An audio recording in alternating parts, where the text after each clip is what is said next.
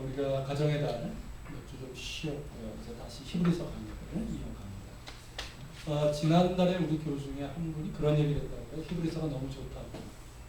그러니까 계속 이어지는 이제 강의 설교를 듣다 보니까 히브리서가 너무 은혜가 되고 히브리서에서 우리가 소개하고 있는 예수님이 너무너무 좋다는 거예요. 제가 그 말을 듣고 감사를 했어요. 왜냐하면 히브리서가 쉬운 책이 아니거든요.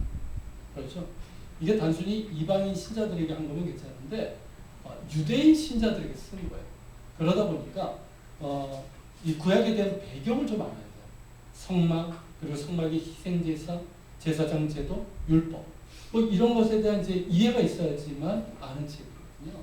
근데 이제 그렇게 얘기를 하니까 알아듣고도 계시구나 하는 그런 생각에 제가 감사를 하게 됐어요. 다들 그렇게 은혜를 받고 계시죠? 한 분만 그런 거 아니죠? 히브리서는 정말 은혜가 되는 책입니다.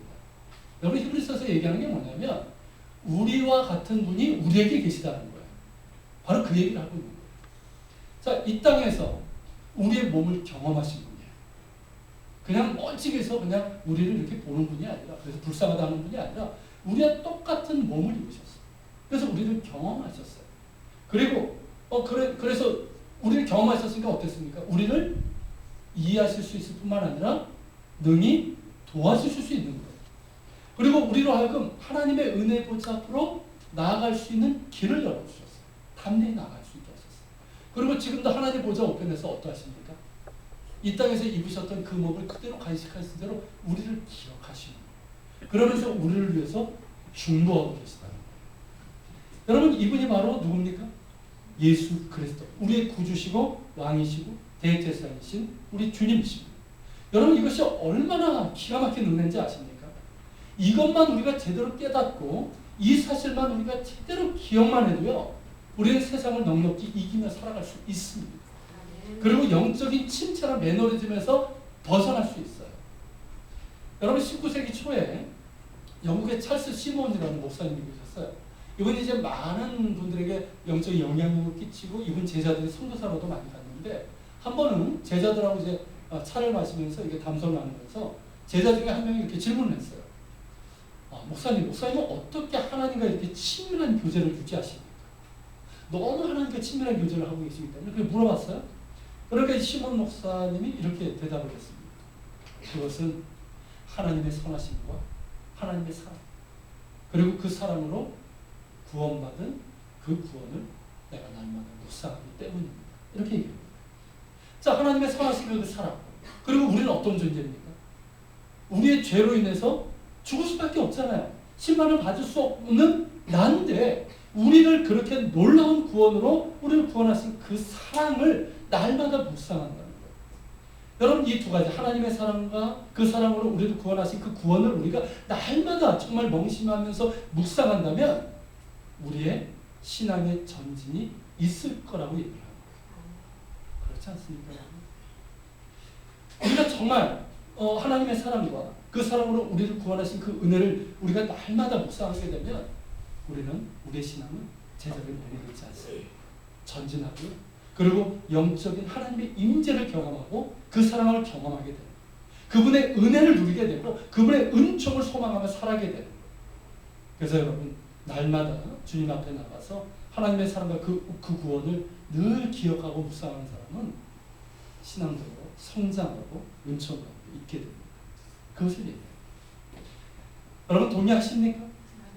여러분 우리가 예수 그리스도 안에서 우리에게 임한 하나님의 사랑을 우리가 알고 또 예수님께서 우리를 위해서 하신 일들, 그리고 지금도 우리를 위해서 하고 계시는 그 일들이 무엇인지를 우리가 알고 그것을 끊임없이 묵상한다면 우리 안에는 하나님의 사랑과 은혜가 결코 마르지 않습니다.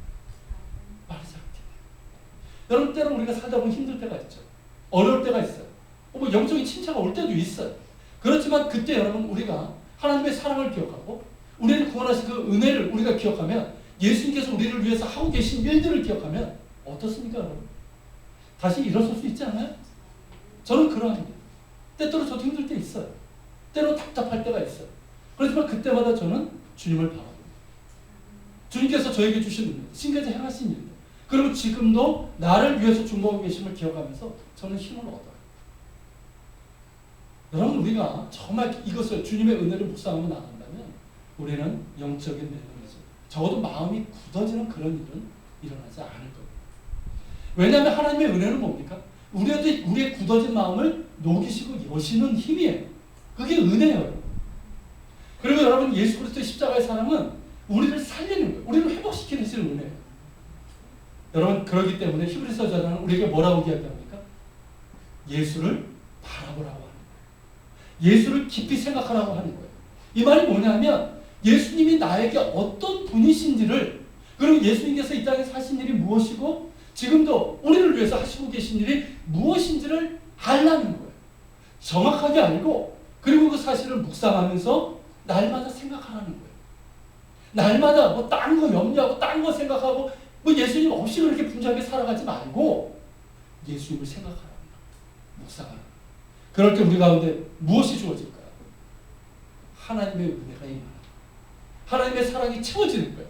그러면 여러분 우리가 영적인 침체나 이런 어떤 매너리즘 충분히 아니 거기 들어갈 수가 없어요. 그리고 모든 유혹과 시험 이길 수 있습니다. 세상을 넉넉히 이길 수 있는 힘을 얻을 수가 있어요. 그리고 우리에게 당한 영적인 경주, 이 경주를 우리가 끝까지 감당할 수 있는 힘을 얻을 수가 있습니다. 그런 우리가 될 수 있기를 바랍니다. 여러분 오늘 이 8장은요 그런 의미에서 핵심 정리예요. 자 1절에 보면 이렇게 시작을 해요. 지금 우리가 하는 말의 요점은, 자 요점이라고 했어요. 그러니까 메인 포인트예요. 다른 말로 하면 핵심이에요. 그 히브리서 저자가 1장서부터 7장까지 계속해서 예수님이 누구시고 예수님께서 하신 사역과 지금도 하고 계신 사역에 대해서 계속 설명을 했죠. 그거에 대한 요점 정리, 핵심 정리가 바로 8장이라고 할 수 있어요.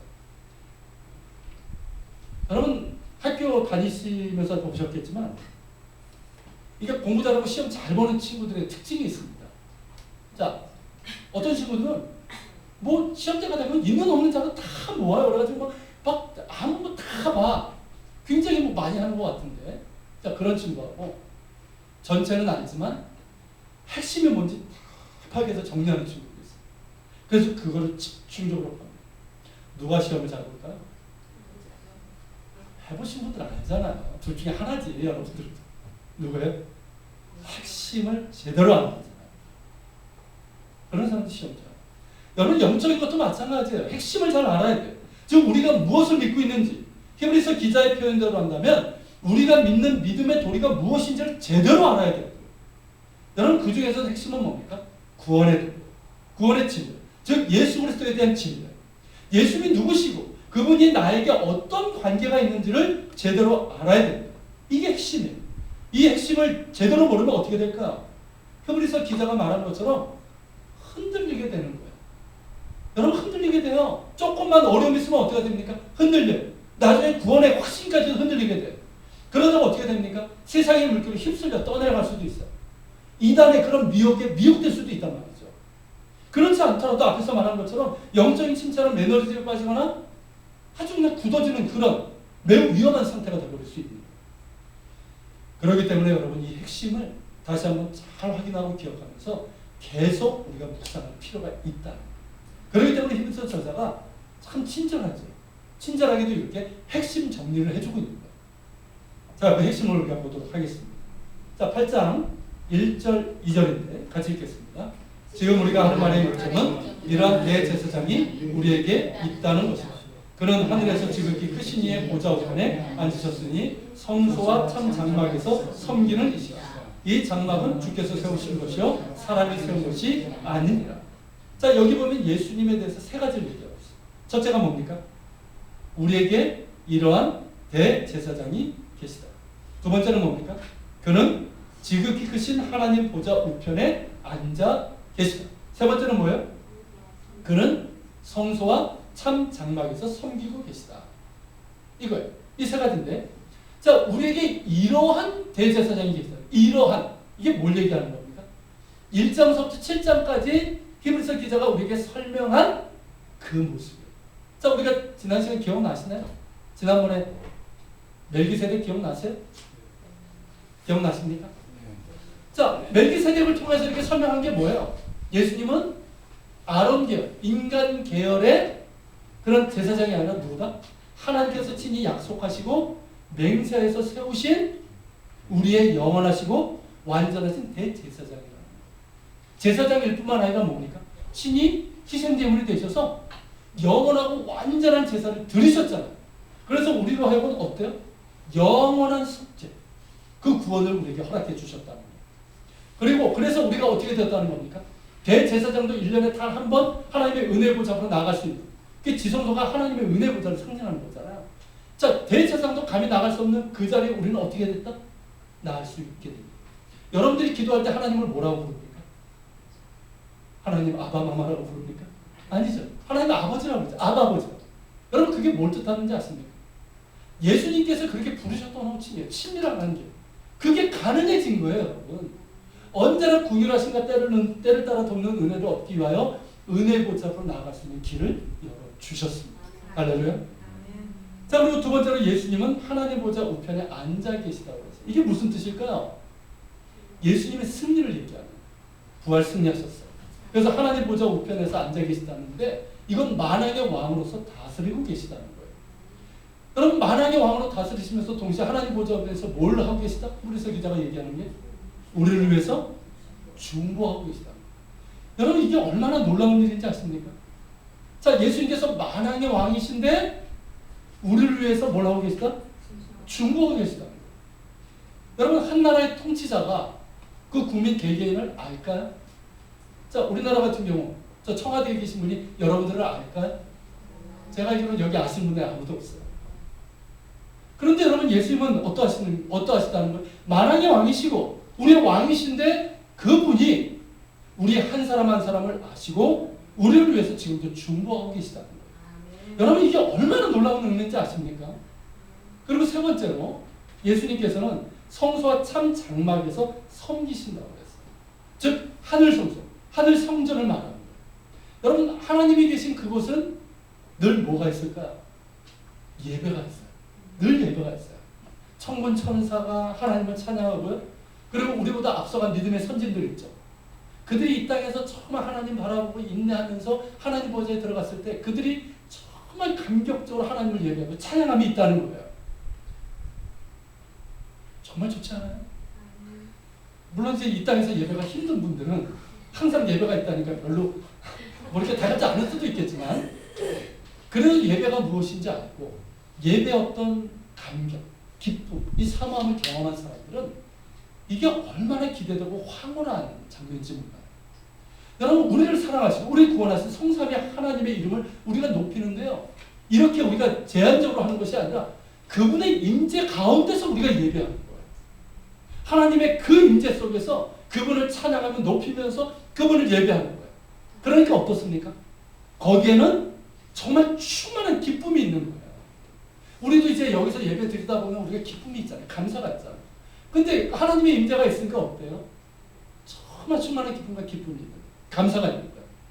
그리고 우리에게 하나님의 그분이 계시니까 충만한 은혜가 우리가 임하게 돼요. 그 예배.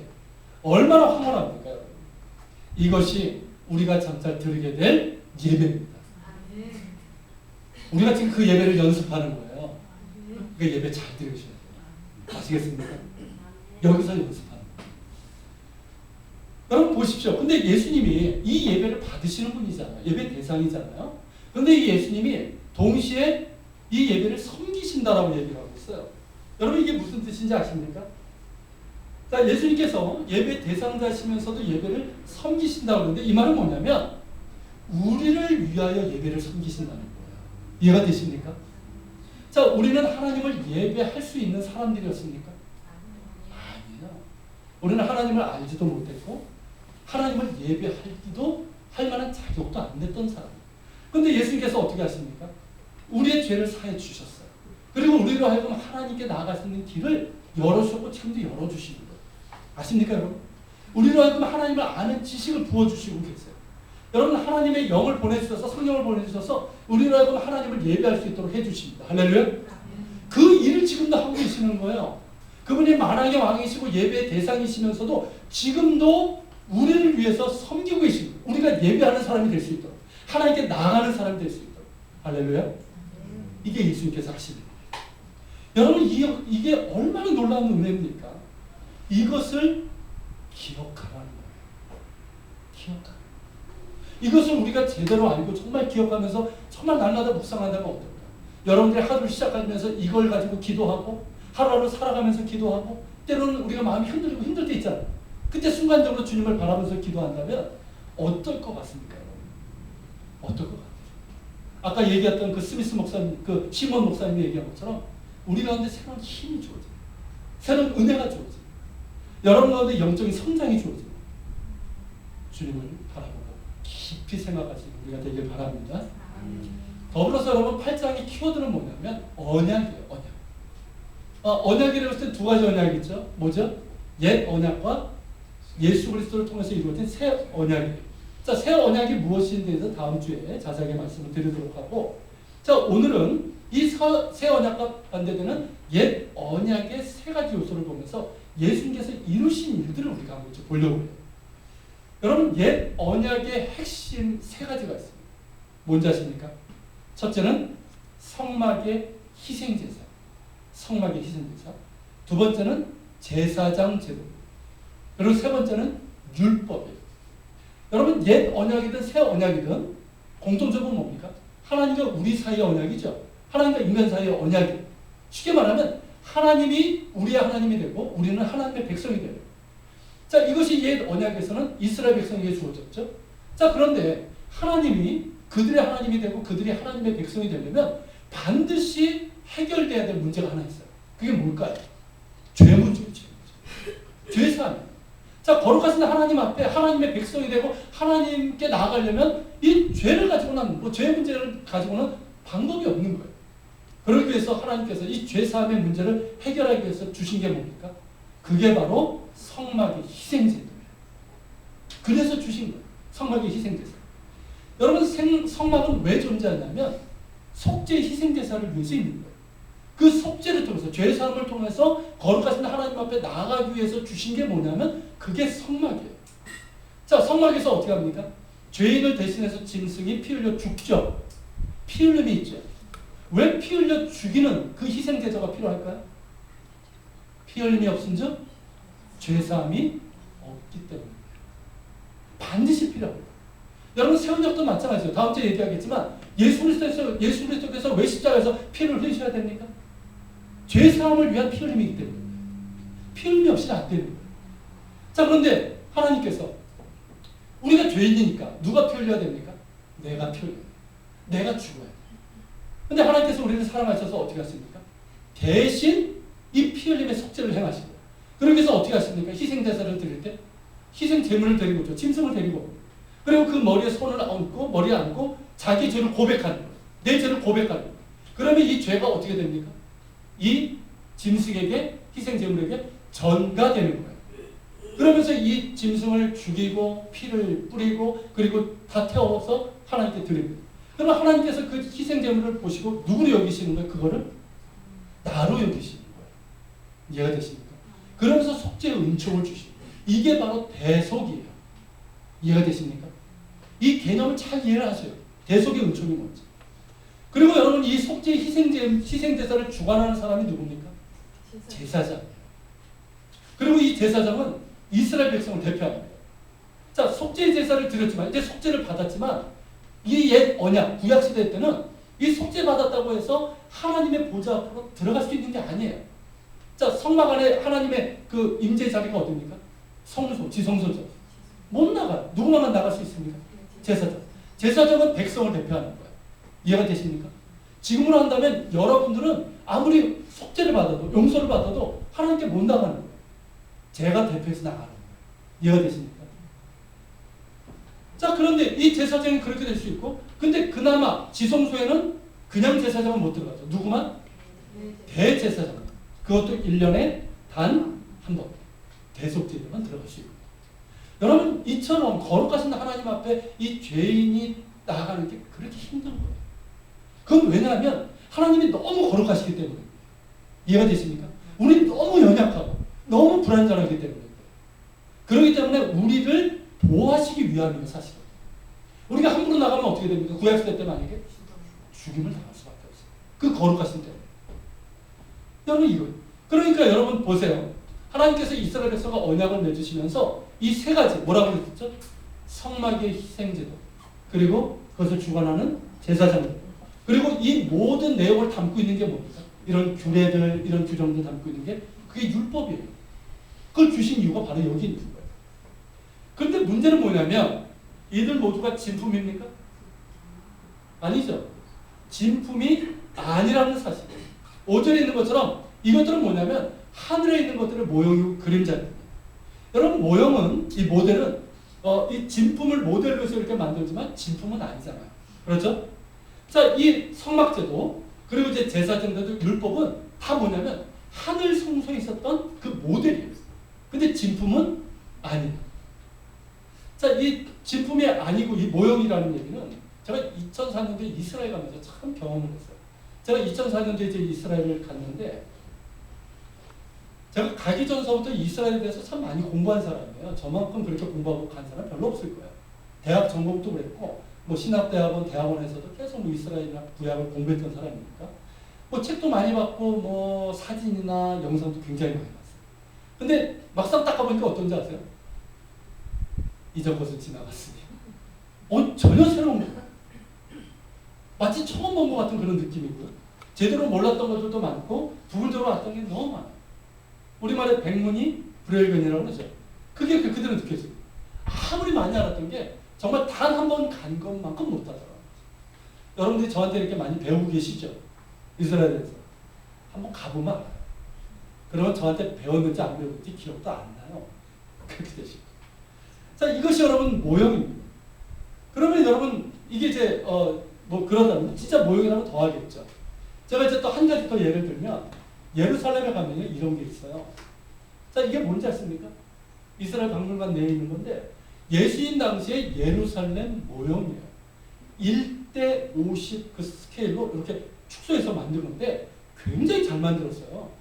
그냥 막 만든 게 아니라 이 학자들이 고증을 하고 연구한 걸 토대로 할 뿐만 아니라 학자들이 직접 이거 만드는데 참여를 했어요. 굉장히 잘 만들었습니다. 근데 여러분 이거는 정말 잘 만들었지만 실체입니까? 아니죠. 모형일 뿐이에요. 모형일 뿐이에요.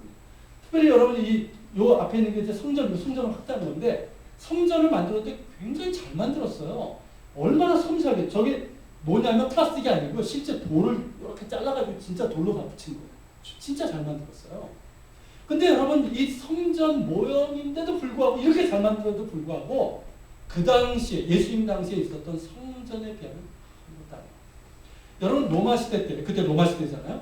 로마 시대 때 로마 제국 내에서 이 손에 세 손가락에 뽑는 건물 중에 하나가 바로 예루살렘 성전이었어요. 그만큼 웅장하고 아름다웠습니다. 근데 아무리 모형으로 만들어도 그거를 재현하지 못해. 이게 모형의 한계. 그렇다면 여러분 이것이 지금 이제 뭐 모형이라고 한다면 예전에 이스라엘 땅에 있었던 성막이나 성전은 더 말할 것도 없죠. 여러분 이 하늘 성소에 비하면 아무것도 아닙니다. 여러분 그 5절에 보면 하나님께서 성막을 지을 때요 모세가 임의로 지은 게 아니에요. 마음대로 지은 게 아니에요. 어떻게 하셨습니까? 시내산에서 하늘 성소를 이렇게 보여주셨어요. 이렇게 보여주시면서 쉽게 하면은 청사진을 보여주신 거예요. 그래서 야 이걸 본으로 삼아서 모델로 삼아서 지으라고 하는 거예요. 그래서 모세가 그렇게 지은 거예요. 그게 이제 출애굽기에 보면 우리가 이미 수요 성경 때 공부를 했지만 그렇게 지었단 말이죠. 여러분 그렇게 해서 지은 게 뭡니까? 그게 바로 이거예요. 이게 성막이에요. 보이십니까? 그리고 좀 더 이제 평면도로 보면 이런 거예요. 굉장히 잘 만든 거예요. 여러분 이게 텐트로 되어 있지만 나중에 이제 성전이 되지만 여러분 저게 500억이 넘는 재료가 들어갑니다. 근데 여러분 저렇게 지어도 저것이 하늘의 성소를 그대로 재현할 수 있을까요? 안 되는 거예요. 왜냐하면 하늘에 있는 성소를 이 땅에 있는 어떤 재료를 가지고도 그대로 지을 수가 없습니다.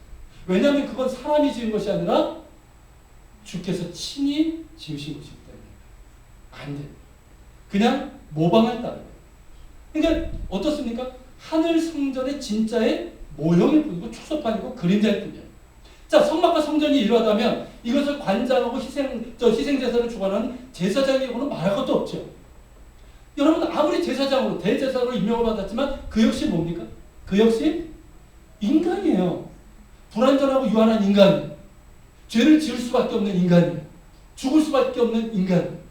그러니까 어떻습니까? 그냥 모형일 뿐이에요. 영원한 대제사장이신 예수님의 그냥 그림자일 뿐이에요. 그리고 여러분 율법도 마찬가지잖아요. 그래서 완전한 게 아니란 말이죠. 그러니까 실체가 오기 전까지 이 모형은 뭡니까? 제한적으로, 한시적으로 그 기능을 감당하고 있는 거예요. 그렇다면 그 실체가 무엇입니까? 그리고 실체가 왔습니까? 자, 그 모형과 그림자의 실체가 오셨어요. 누구십니까? 그분이? 바로 예수 그리스도예요. 여러분 성막의 실체는 누구냐면 바로 예수 그리스도예요. 이것을 여러분 요한계시록 21장 22절에서 말씀하고 있는데 한번 읽어봅시다. 성 안에서 내가 성전을 보지 못하였으니 이는 주 하나님 곧 전능하신 이와 및 어린 양이 그 성전이십니다. 자, 이것은 계시록에 있는 거니까 장차 예수님께서 오실 때 이루어지게 대한 예언이지만 여기서 여러분 말씀하고 있는 걸 잘 보실 필요가 있어요. 자, 누가 성전이다? 전능하신 하나님과 어린 양 예수 그리스도. 곧 예수님의 성전이라는 거예요. 여러분 이게 조금 어려운 말이기도 해요. 쉽게 말하면 이거예요, 여러분. 자, 사람들은 성소, 어떤 성막, 어떤 성전을 얘기하면 뭘로 생각합니까? 건물을 생각하죠. 그러나 여러분 진정한 성전은 누굽니까? 예수님이시라는 거예요. 예수님이시라는 거예요. 이해가 되십니까? 여러분 실제로 보세요. 예수님께서 이 땅에 있을 때 복음서에 보면 예수님 자신을 가리켜서 뭐라고 하셨습니까? 성전이신 이가 이렇게 하셨어요. 자기를 가리켜서. 그리고 제자들에게 뭐라고 하십니까? 예루살렘 성전을 가리켜서 이 성전을 무너뜨리라. 내가 사흘 만에 다시 세우기로 하셨죠. 이게 뭘 얘기하는 겁니까? 그 건물을 정말 무너뜨리면 세우시겠다는 거예요? 성전이신 자신을 얘기하시는 거예요. 이해가 되십니까? 여러분 이 땅에 있는 성전과 이런 것들은 다 그냥 모형일 뿐이잖아요. 그림자일 뿐이잖아요. 참 성전이신 분이 이 땅에 오신 거예요. 그러니까 이 땅에 있는 성전과 희생제사와 제사장이 더 이상 필요합니까? 필요하지 않은 거예요. 실제로 어떻게 됩니까, 여러분? 예수님께서 승천하시고 나서 불과 몇십 년 지나고 나서 성전이 로마에서 파괴당하죠. 사라지게 돼요. 지금까지 성전이 없어요. 자, 성전을 중하더라도 제사장들이 있습니까, 지금? 없어요. 율법도 마찬가지. 불완전하고 지금도 그들에게 온전한 의를 주지 못해요. 여러분 이거예요. 그러니까 참 주님이 오셨다. 참 성전이 오셨다. 성전이신 주님. 여러분 예수님이 왜 정말 참 성전이시고 성막이신가 하면 제가 이번에 히브리서 강의를 하면서 한번 정리를 해드렸던 건데 오늘 요점 정리니까 다시 한번 좀 말씀을 드릴게요. 수요 성경 공부를 하신 분들은 훨씬 이해가 쉬우실 것이고 아닌 분들은 잘 여러분 보시기 바랍니다. 자, 이게 뭐죠? 이게 성막이에요. 이 성막과 성전은 구조는 똑같아요. 자, 그런데 이 성막은 밖에서 보면 절대 보이지 않습니다. 그리고 안으로 들어가만 보여요. 그런데 안으로 들어갈 수 있는 문이 딱 하나밖에 없어요. 어딜까요? 이쪽이에요. 여기가 동쪽이에요. 동쪽 문으로만 들어갈 수 있어요. 자, 예수님이 왜 성막이고 성전이냐면 자, 하나님께 나아갈 수 이게 성막이 그거 아닙니까? 하나님께 나아갈 수 있는 거죠. 자, 하나님께 나아갈 수 있는 유일한 길은 누구십니까? 예수 그리스도예요. 그분만이 유일하게 하나님께 나아갈 수 있는 길이십니다. 자, 그러면 여기 딱 들어가자마자 잘 보세요. 자, 들어가자마자 뭐가 있습니까? 소가 있는 게 아니고 이 번제단입니다. 자, 번제단이 있고 그 다음에 뭡니까? 물두멍이 있고 그 다음에 요게 뭐냐면 성소라고 하는 거예요. 저 안에 성소와 지성소가 있어요. 언약궤가 있는 구조를 잘 기억하세요. 자, 여러분 보세요. 이 성막에 들어갔어요. 자, 들어가게 되면 제일 먼저 이게 부딪히게 되는 게 뭡니까? 제일 먼저 이게 대면하는 게 뭡니까? 죄요, 죄. 바로 이거를 대면하게 되는 거예요. 이 죄 문제를 해결하지 않고는 하나님께 나아갈 수 없는 거예요. 그러니까 어떻게 합니까? 아까서 말씀드린 것처럼 그 자기의 죄를 고백하고 이 대속의 희생제물을 피 흘려 죽이고 그리고 제물을 바치는 거예요. 여러분 예수님께서 이걸 다 감당하신 거예요. 어떻게 하셨습니까? 자신이 십자가에서 희생제물이 되셔서 모든 피를 쏟으시고 우리를 위해서 속죄 희생제물이 되신 거예요. 그것도 영원하고 완전한 제사를 드리셨습니다. 할렐루야. 그렇기 때문에 우리가 영원한 속죄를 받은 거예요. 그렇기 때문에 하나님께 나아갈 수 있는 거예요. 언제든지 나아갈 수 있는 거예요. 할렐루야. 자, 그러면 여러분 죄 씻음을 받은 사람은 이 근본적인 죄를 씻음을 받은 사람은 어디로 나아갈 수 있을까? 그 다음에 성막을 보면. 그 다음에 뭔지 기억나세요? 바로 이거예요. 물두멍. 자, 이 물두멍은 원래 제사장을 위해 드는 거예요. 자, 성막을 섬기다 보면 더러워질 수 있잖아요. 그거 씻는 거예요. 여러분, 이것은 뭐냐면 우리가 죄 씻음을 받았지만 우리가 살아가다 보면 어떻습니까? 완전하게 삽니까? 우리가 부지 중에 실수하고 넘어지죠. 죄에 허물이 있어요. 그런 것을 날마다 어떻습니까? 예수님 앞에 나가서 고백해요. 그럼 예수님께서 어떻게 하십니까? 우리를 씻게 해주시는 거예요. 할렐루야. 그걸 얘기해요. 자, 그 다음엔 어디로 들어갈 수 있습니까? 그 다음에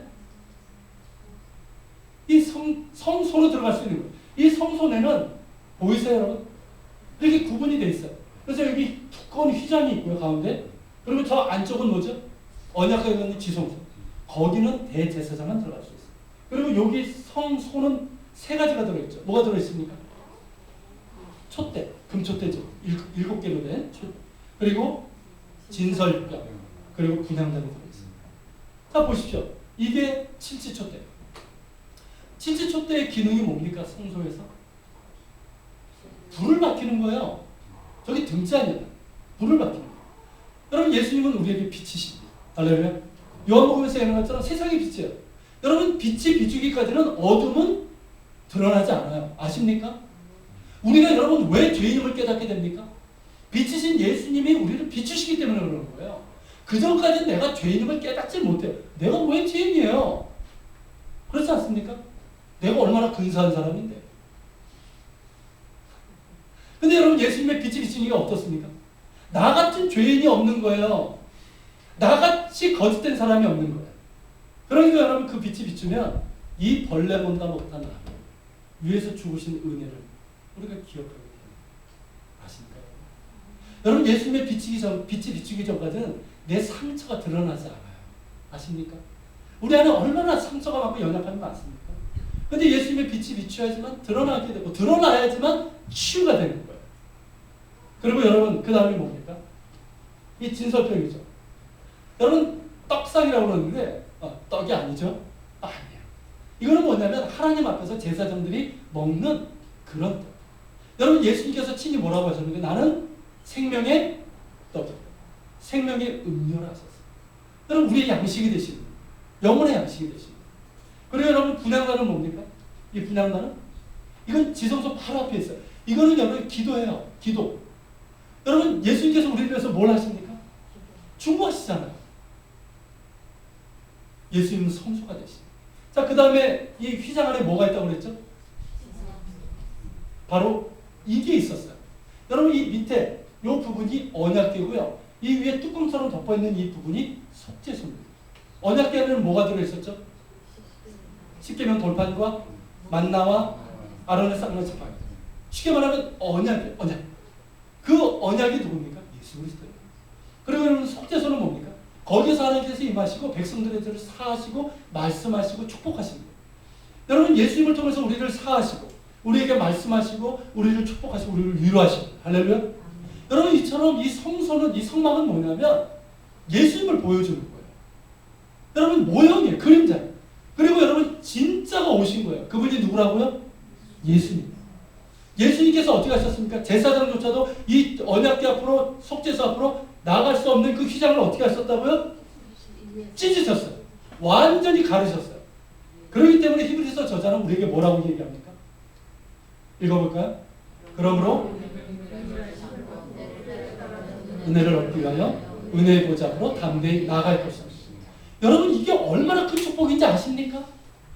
여러분, 구약의 백성들은요, 지금도 이스라엘 백성들은 똑같아요. 유대인들은 똑같아요. 지금도 예수님 만나지 못한 사람들. 하나님 은혜 보좌 앞으로 못 나가요. 그분의 거룩하심 때문에. 근데 여러분, 우리는 어떠합니까?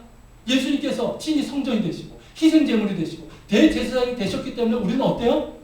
오직 예수님만 의지하면 되는 거예요. 그분의 보혈만 붙잡으면 되는 거예요. 그러면 언제든지 하나님 앞에 나갈 수 있어요. 하나님은 나의 하나님이에요. 할렐루야. 나를 사하시는 분이에요. 나에게 은혜와 복을 주시는 하나님이시죠. 할렐루야. 여러분, 그렇기 때문에 히브리서 저자가 뭐라고 얘기합니까? 예수를 바라보라고. 이거를 우리가 깨닫게 하길 바랍니다. 내가 믿는 예수님이 누군지를 우리가 정확하게 알아야 된다는 거죠. 그리고 여러분 우리가 알아야 될 게 뭐냐면 옛 언약이라고 하지만 옛 언약도 좋은 거예요. 그렇죠? 언약은 좋은 거예요. 하나님께서 좋은 걸로 주신 거다. 근데 그건 뭡니까? 그게 모형이고 그림자이기 때문에 제한적이거든요. 이해가 되시죠? 근데 실체가 오셨어요. 그분이 누구라고요? 예수입니다. 자, 6절을 같이 보겠습니다. 그러나 이제 그는 더 아름다운 직분을 얻으셨으니 그는 더 좋은 약속으로 세우신 더 좋은 언약의 중보자시죠. 여러분 보세요. 예수님께서 이 대제사장과는 이 땅에 있는 대제사장과는 비교할 수 없을 만큼 아름다운 직분을 얻으셨다는 거예요. 더 좋은 영원한 완전한 대제사장의 직분을 얻으셨어요. 그리고 옛 언약과는 비교할 수 없을 정도로 더 좋은 언약, 그게 새 언약이에요. 더 좋은 언약으로 우리에게 주신 새 언약의 중보자시. 여러분 이것을 얘기하는 이유가 뭔지 아십니까? 히브리서 저자가 뭔지 아세요? 기뻐하라는 거예요. 기뻐. 그리고 그 예수님께 우리 자신을 드리라는 거예요. 여러분 이 유대인들은요, 그 당시에 아직 성전이 있을 때예요. 성전이 있고 제사장이 있을 때예요. 근데 여러분 그것이 진짜인 줄 알고 그걸 기뻐하면서 거기에 헌신했어요. 그런데 여러분 어떻게 됐습니까? 말씀드린 것처럼 성전도 파괴되고 제사장도 사라지고 율법은 그들에게 의를 주지 못했어요. 이걸 안타까워하고 있는 거예요. 근데 여러분 우리는 어떻습니까? 너무 좋은, 그보다 훨씬 더 좋은 성소이신 예수님을 가졌고 대제사장인 예수님이 계시고 더 좋으신 언약의 중보자신 예수님이 우리에게 계시다는 거예요. 그렇다면 우리가 뭘 해야 될까요? 그분을 기뻐해야죠. 여러분 예수님을 기뻐한다는 게 뭔지 아십니까? 예수님이 내 삶의 중심에 계시면서 그분께 나를 드린다는 거예요. 이게 기뻐하는 거예요, 여러분. 그렇지 않습니까? 자, 이런 분이 예수님이에요. 이런 일을 하셨고 지금도 이런 일을 나를 위해서 하고 계셔요. 그분이 나의 예수님이라면 나는 어떻게 해야 되느냐는 거예요. 자, 예수님을 바라보고 예수님을 생각해야죠. 그분을 묵상하면서 그 은혜를 힘입어야 돼요. 더불어서 그분을 기뻐하는 거예요. 기뻐한다는 얘기는 그분이 나의 왕이잖아요. 그렇죠?